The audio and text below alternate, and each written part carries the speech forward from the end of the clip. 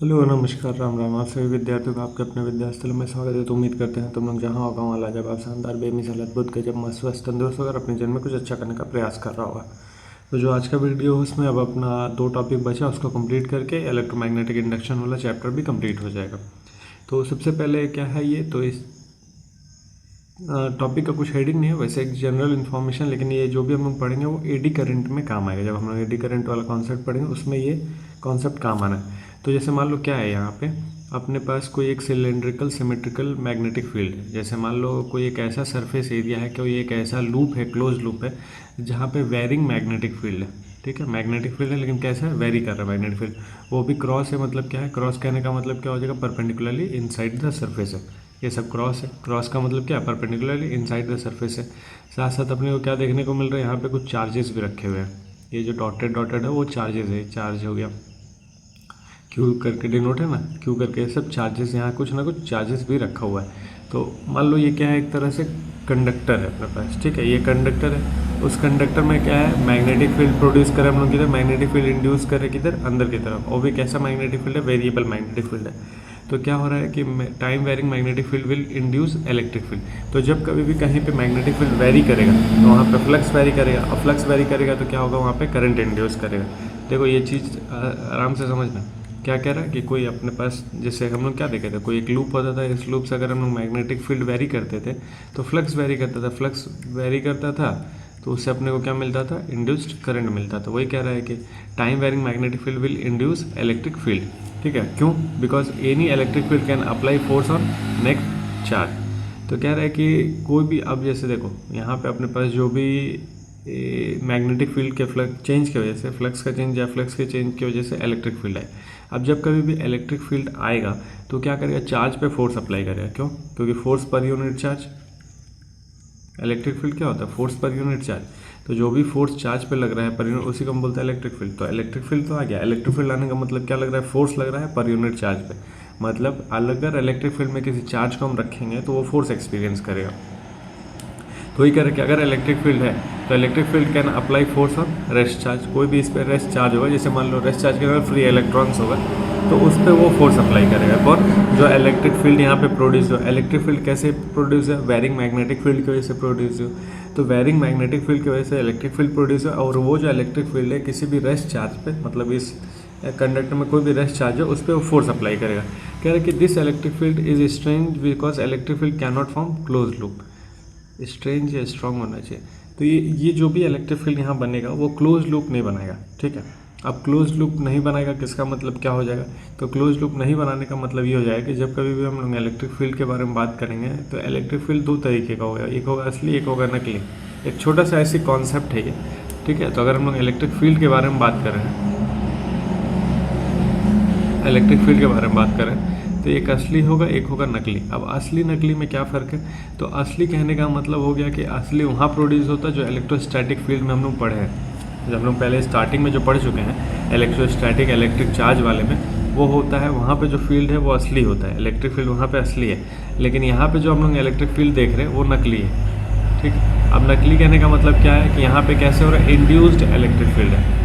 यहाँ पे real electric field नहीं है, यहाँ पे इंड्यूस्ड इलेक्ट्रिक फील्ड। इंड्यूस मतलब हम इसको ले आ रहे हैं, और ये कैसे आ रहा है, due to time varying magnetic field की वजह से आ रहा है। जो टाइम वेरिंग मैग्नेटिक फील्ड है उसके वजह से इंड्यूस्ड इलेक्ट्रिक फील्ड आ रहा है, और इसी इलेक्ट्रिक फील्ड को हम नकली बोलते हैं। बाकी जो इलेक्ट्रिक फील्ड है, मतलब जो असली वाला इलेक्ट्रिक फील्ड है वो किसकी वजह से आता है, चार्ज की वजह से आता है। तो इसको हम लोग बोलते हैं इलेक्ट्रोस्टैटिक इलेक्ट्रिक फील्ड, और ये हो गया इंड्यूस्ड इलेक्ट्रिक फील्ड। अब दोनों में कुछ कुछ फ़र्क है। तो सबसे पहला ये कौन सा होता है, मतलब जो असली वाला इलेक्ट्रिक फील्ड होता है उसको हम लोग बोलते हैं कंजर्वेटिव, और जो वेरिंग गेट मतलब मैग्नेटिक फील्ड के वेरी की वजह से इंड्यूस्ड होता है उसको हम लोग बोलते हैं नॉन कंजर्वेटिव।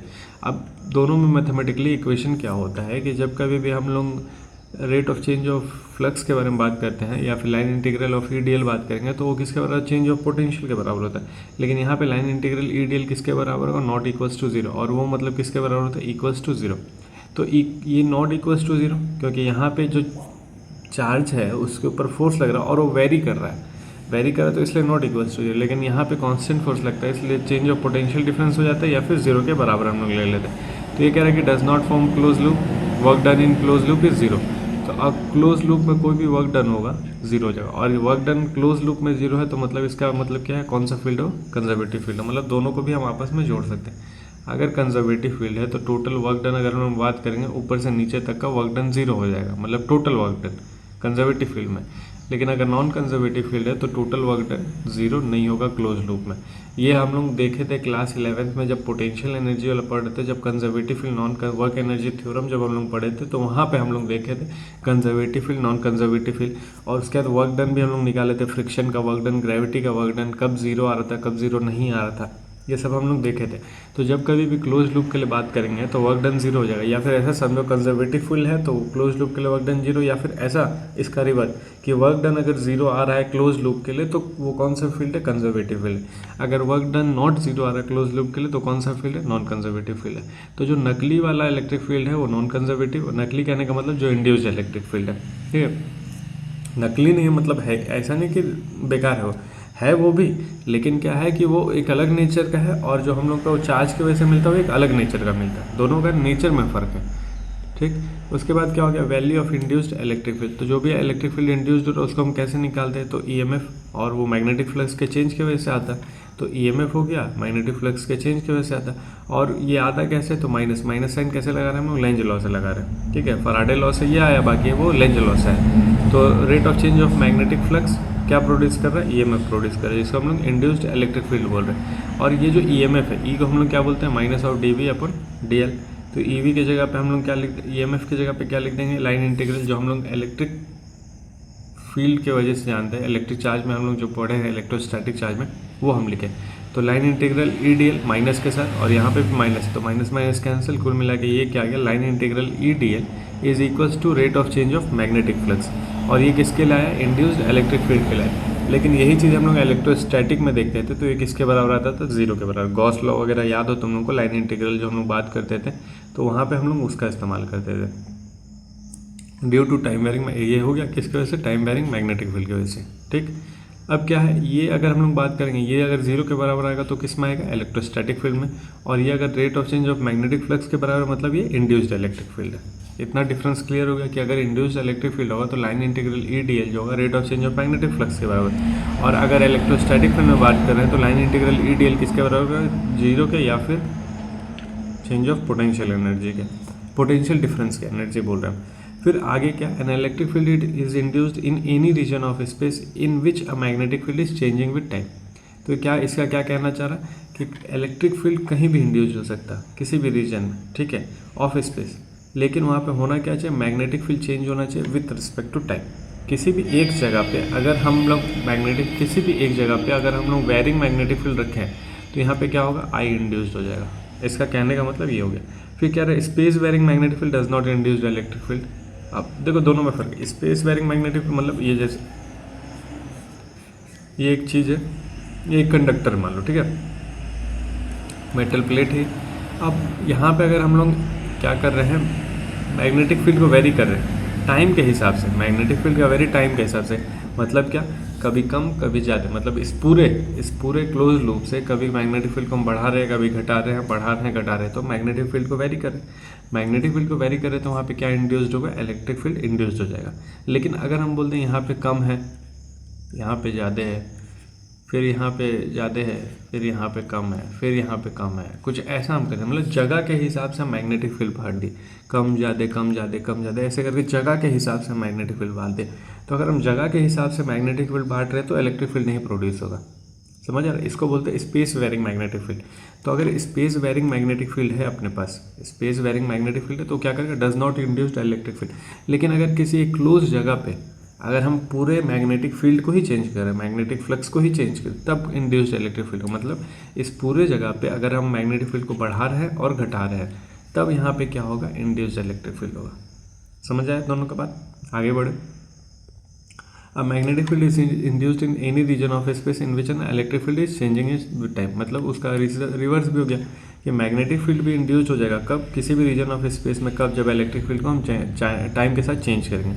मतलब इलेक्ट्रिक फील्ड में भी अगर चेंज आएगा तो क्या इंड्यूस करेगा, इलेक्ट्रिक मैग्नेटिक फील्ड, और मैग्नेटिक फ्लक्स में चेंज आता है तो क्या इंड्यूस करता है, इलेक्ट्रिकल फील्ड। ठीक है, इसी कॉन्सेप्ट पे तो जनरेटर बना है। एसी जनरेटर जो हम लोग पढ़े हैं, जनरेटर मतलब क्या, जनरेट करना, और वो किसको जनरेट करा, वो जनरेट करा इलेक्ट्रिक फील्ड को, और कैसे, वेरिंग मैग्नेटिक फील्ड की वजह से।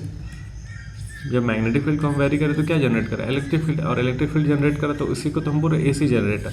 और एसी जनरेटर क्यों बोल रहे हैं, क्योंकि इसका डायरेक्शन कंटिन्यूसली चेंज होता रहता है, इसलिए इसको हम लोग बोलते हैं एसी जनरेटर। ठीक है, आगे कह रहा है, in each case the strength of induced field is proportional to the rate of change of induced field. The strength of induced field is proportional to the rate of change of inducing field, both field are perpendicular to each other. वही ये वाला बात हो गया कि ये हो गया अपने पास फोर्स, ये हो गया अपने पास मैग्नेटिक फील्ड, ये हो गया करंट। तो जो भी हम लोग मान लो अगर जो फोर्स लग रहा है, जैसे क्योंकि होगा क्या, जब कभी मैग्नेटिक फील्ड को वेरी करेंगे तो इलेक्ट्रिक फील्ड आएगा, और वो इलेक्ट्रिक फील्ड किसी न किसी चीज़ पे फोर्स लगाएगा। जो भी हम लोग ऊपर देखें फोर्स वो लगाएगा वो रेस्ट चार्ज पे, तो उसको अगर हमको डायरेक्शन निकालना है तो हम लोग फैराडे लॉ से निकाल लेंगे। ठीक है, फैराडे लेफ्ट हैंड लॉ से। तो ये कह रहा है कि जो स्ट्रेंथ है इंड्यूस्ड फील्ड का, इंड्यूस्ड फील्ड क्या है यहाँ पे, इलेक्ट्रिक फील्ड है, is proportional to the rate of change of inducing field. Inducing field क्या है, मैग्नेटिक फील्ड है। तो जो इंड्यूस्ड फील्ड का स्ट्रेंथ है, मतलब जो इलेक्ट्रिक फील्ड का स्ट्रेंथ है, वो किस पे डिपेंड कर रहा है, rate of change of magnetic field पे। Both field are perpendicular to each other, और दोनों फील्ड का नेचर कैसा रहेगा, दोनों फील्ड का नेचर रहेगा आपस में परपेंडिकुलर। ठीक है, इतना क्लियर हो गया, आगे बढ़े। तो आगे क्या है अपने पास, आगे एक तरह से थ्योरम है, थ्योरम कह लो या डेरिवेशन कह लो। ठीक है, तो इसमें क्या कह रहा है, कह ये रहा है कि there exist a uniform magnetic field in a circular region of radius capital R centered at 0। तो ये है अपने पास कैपिटल आर वाला सर्कल। ठीक है, और यहाँ पे क्या है, यूनिफॉर्म मैग्नेटिक फील्ड है। The field is perpendicular to and out of the plane of the paper, मतलब परपेंडिकुलर टू एंड आउट मतलब परपेंडिकुलर इनसाइड या outside. And its strength vary with time, और जो वेरी कर रहा है टाइम के साथ, मैग्नेटिक फील्ड जो है वो वेरी कर रहा है टाइम के साथ। वो क्या दे रखा अपने को, B is equal to B naught time. ठीक, B naught T. Find induced electrical field, अपने को क्या फाइंड करना है, इंड्यूस्ड इलेक्ट्रिकल फील्ड फाइंड करना है at a distance R from the center, मतलब स्मॉल आर डिस्टेंस से अपने को फाइंड करना, और एक बार आर क्या होना चाहिए, लेस देन, और एक बार ग्रेटर देन। तो मतलब क्या, एक बार इनसाइड में फाइंड करना, एक बार आउटसाइड फाइंड करना, सिंपल यही बात हो गया। और मैग्नेटिक फील्ड क्या है, तो मैग्नेटिक फील्ड इन परपेंडिकुलरली इनसाइड है, और वो वेरी कर रहा टाइम के साथ। तो हम लोग क्या जानते हैं कि कैसे निकलेगा, तो line integral E D L is equals to rate of change of magnetic flux. यही तो हम लोग जानते हैं कि इंड्यूस्ड इलेक्ट्रिक फील्ड के लिए यही फॉर्मूला है। अब यहाँ पे ई क्या है, बाहर निकल दे कॉन्स्टेंट, डी एल हो जाएगा, फिर यहाँ पे rate of change of magnetic flux. अब सारा वैल्यू पुट करें तो ई की जगह पे ई हो जाएगा। फिर यहाँ पे अगर हम लोग line integral E D L बात करें, मतलब क्लोज लूप के लिए बात करें, और क्लोज लूप मतलब जिसके लिए हमको निकालना, तो निकालना इसके लिए है, तो इसके लिए निकालना मतलब इतने जगह के लिए निकालना है, और इतना जगह के लिए निकालना मतलब क्या लिख देंगे, 2πr। समझ आया बात। फिर rate of change of magnetic flux, तो मैग्नेटिक फ्लक्स टाइम के हिसाब से तो चेंज हो रहा है, उसका फॉर्मूला क्या होता है, बी है। अब यहाँ पे वैल्यू पुट करें आगे, ई 2πr टी, बी के जगह पे अपने को पास है बी नॉट ए। ठीक है, बी नॉट टी है, फिर ए के जगह पे लिख देंगे पाई आर स्क्वायर अपॉन में डी टी। ये मिला अपने को। अब जो आएगा बाहर उसको बाहर ले लिया जाए, E 2πr pi R square बाहर, बी नॉट बाहर, और टी का टी 1 आ जाएगा, तो B naught pi R square और टी का डिफरेंस 1 आएगा, तो पाई आर से पाई आर कैंसिल, तो यहाँ क्या बचा, बी नॉट आर, और यहाँ बचा 2। तो कुल मिला के जो इंड्यूस्ड इलेक्ट्रिकल फील्ड हो जाएगा कितना हो जाएगा, बी नॉट आर अपॉन में 2।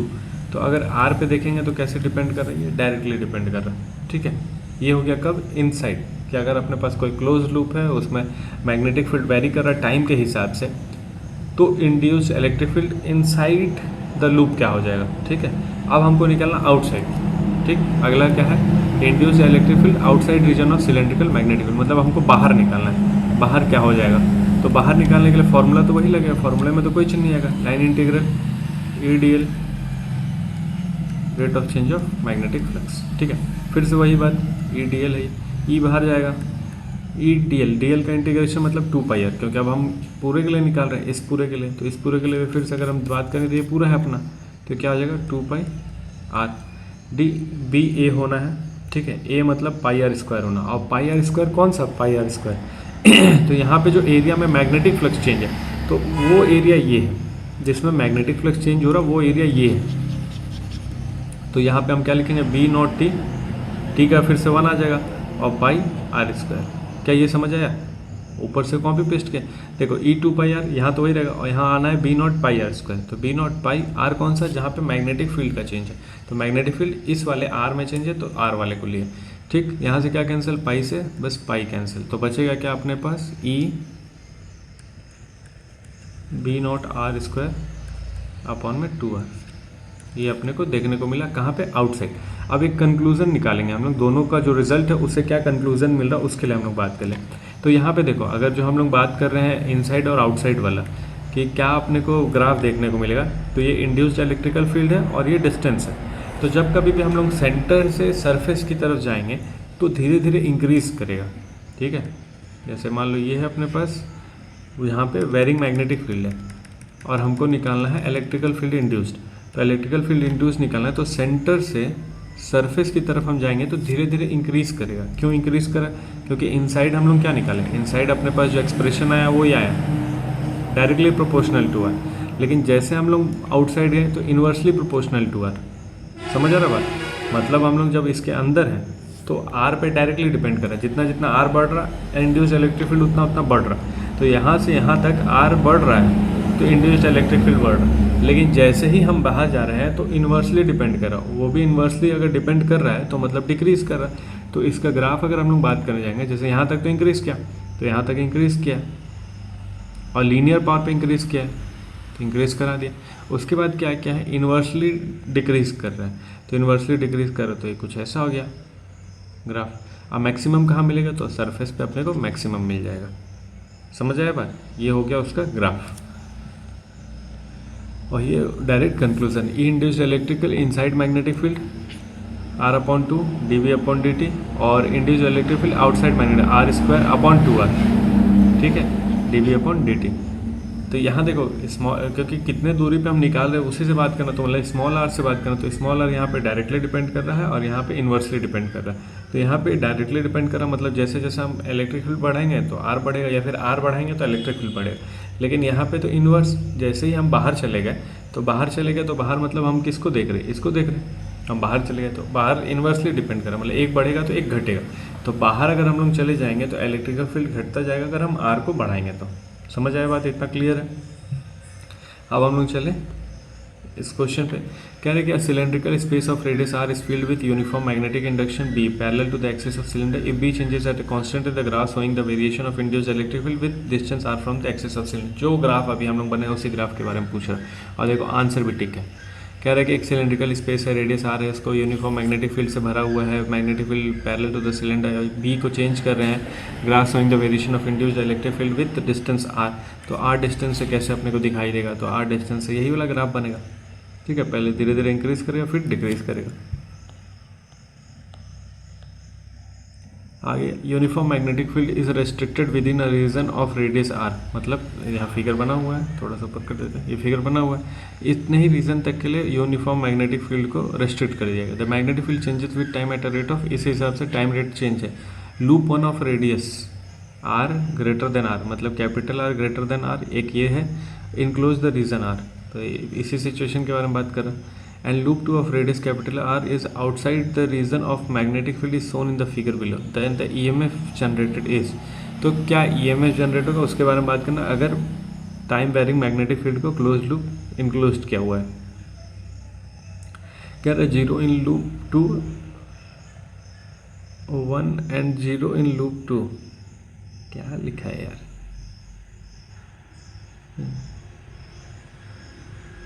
यहाँ 0 इन लूप 1 होना चाहिए, 0 in loop 1 and 0 in loop 2। तो दोनों में 0 हो, ये तो नहीं होगा। इतना हो जाएगा लूप 1 में, इतना हो जाएगा लूप 2 में, तो नेगेटिव ना, दोनों में सेम भी नहीं होगा।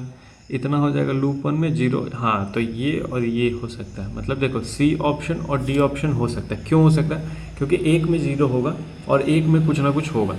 तो किस में 0 होगा और किस में कुछ ना कुछ होगा। तो जो लूप 1 है, ये है लूप 1 और ये है अपने पास लूप 2। तो लूप 2 अगर हम लोग बात करने जाएंगे, जैसे देखो हुआ क्या है कि the magnetic field changes with time at इतना, लूप 1 ऑफ रेडियस आर, ये तो ये है अपने पास स्मॉल आर और ये है अपने पास कैपिटल आर। ठीक है। तो आर ग्रेटर देन आर वाला लूप 1 है, इनक्लोज द रीजन है, और इसके अंदर small region magnetic field.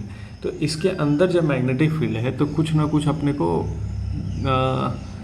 EMF देखने को मिलेगा, क्योंकि इसके अंदर मैग्नेटिक फील्ड है। अब क्या देख रहे हैं हम लोग दूसरे वाले लूप में, and loop 2 of radius capital R is outside the region of the magnetic field. Outside the region of the magnetic field मतलब यहाँ कहीं कुछ अपने को मैग्नेटिक फील्ड देखने को ही नहीं मिल रहा है। जैसे इसके अंदर मैग्नेटिक फील्ड देखने को मिल रहा है, तो इसके अंदर अगर मैग्नेटिक फील्ड है तो यहाँ पे कुछ ना कुछ ईएमएफ इंड्यूस्ड होगा, लेकिन यहाँ कोई मैग्नेटिक फील्ड देखने को नहीं मिल रहा है। तो जब मैग्नेटिक फील्ड देखने को ही नहीं मिल रहा तो इलेक्ट्रिक करंट कहाँ से इंड्यूस्ड होगा? तो लूप 2 में कितना हो जाएगा 0, और लूप 1 में कुछ ना कुछ होगा। तो हम केवल उसको देखें जहाँ पे लूप 2 0 दे रखा, और यहाँ देखो ये गलत हो गया क्योंकि 0 इन लूप 1 भी बोल रखा है, यहाँ कुछ ना कुछ दे रखा 0 इन लूप 2, 0 इन लूप 2, मतलब ये दोनों ऑप्शन 0 इन लूप 2 दिया हुआ है। अब हम लोग बात कर ले कि यहाँ कितना इंड्यूस्ड हो रहा है, मतलब लूप 1 में कितना इंड्यूस्ड होगा। तो अभी हम लोग देखे हैं, फॉर्मूला निकाले हैं, अभी हम लोग सॉल्व किए हैं कि जब कभी भी हम लोग बाहर निकालने जा रहे हैं, तो बाहर निकालने जा रहे हैं तो हम लोग क्या देखे थे भाई कि अगर ईएमएफ जो इंड्यूस्ड होगा वो क्या होगा, यही होगा। और वैल्यू पुट कर लें हम लोग, तो वैल्यू पुट करेंगे तो क्या देखने को मिलेगा पाई आर स्क्वायर। तो पाई आर स्क्वायर अपने को देखने को मिलेगा dv/dt, और वो भी कौन सा आर हम लोग को लेना पड़ेगा। तो यहाँ पे देखो जो भी जिस चीज़ के लिए हम लोग निकाल रहे हैं, मतलब जिस पॉइंट के लिए हम लोग को निकालना है वो हम लोग को आर लेना पड़ेगा।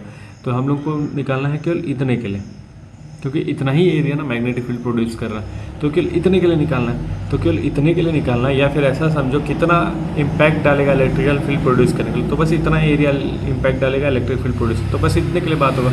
और बस इतने के लिए बात होगा, तो यहाँ कैपिटल आ रहा है, यहाँ स्मॉल आ रहा है, तो अपना आंसर क्या हो जाएगा स्मॉल आ रहा है।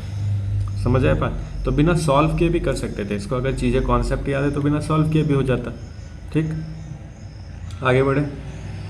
तो आगे क्या हो जाएगा, in a cylindrical region uniform magnetic field which is perpendicular to the plane of figure is increasing with time and conducting rod PQ is placed in the region if C is the centre of the circle, then कह रहा है कि कोई cylindrical reason है जिसमें uniform magnetic field है which is perpendicular to the plane of figure is increasing with time, मतलब magnetic field change हो रहा है टाइम के हिसाब से, and a conducting rod PQ is placed in the region if C is the centre of the circle, then